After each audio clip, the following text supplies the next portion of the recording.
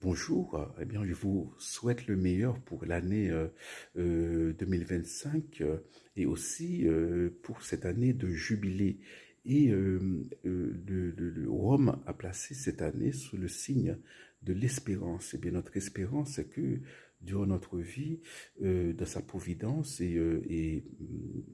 par souvent aussi par des moyens connus seulement de lui, Dieu parvient à nous faire arriver à bon port. Donc, il nous donne tout ce dont nous avons besoin pour la félicité, hein, pour la félicité, pour le bonheur éternel. Mais en même temps, nous savons aussi que l'enfer existe. Alors, Saint Paul pensait que Saint Paul ne parle jamais de l'enfer, hein. C'est très intéressant. Je l'ai déjà dit, je crois, mais peut-être que parce que bon, il a été élevé avec des idées stoïques, hein. Pour lui, l'annihilation, voilà, la non-existence était déjà une forme de punition, quoi. Mais il ne parle pas d'enfer dans le sens, voilà, d'endroit où on souffre. C'est Paul ne parle jamais de cela. Donc il dit, par exemple, ceux qui aiment l'argent, ceux qui font ceux qui pratiquent la magie, ceux qui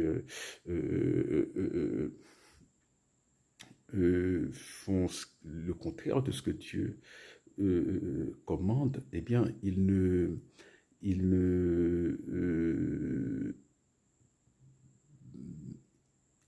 n'iront pas au ciel, ils ne jouiront pas de la félicité éternelle, c'est tout. Mais il n'a pas dit que ces gens-là vont aller à un endroit spécifique où ils vont souffrir. Cette idée vient après Saint Paul. On ne la trouve pas dans Saint Paul.